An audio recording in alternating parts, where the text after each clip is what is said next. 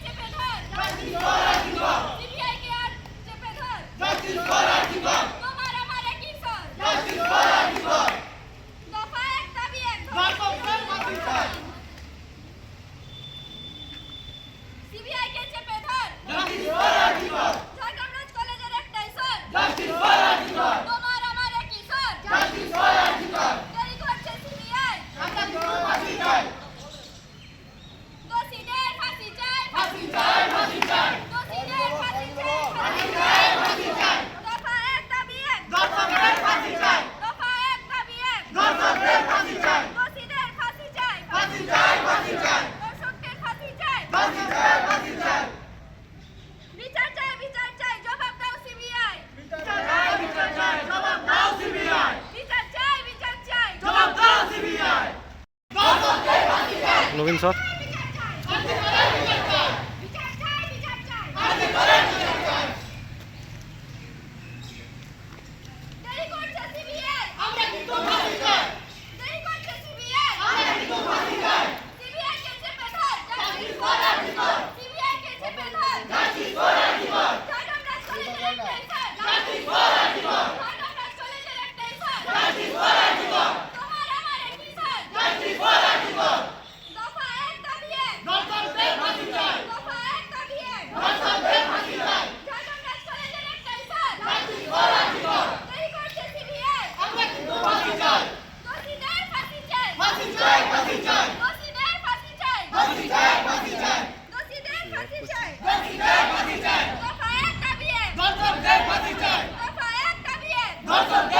Don't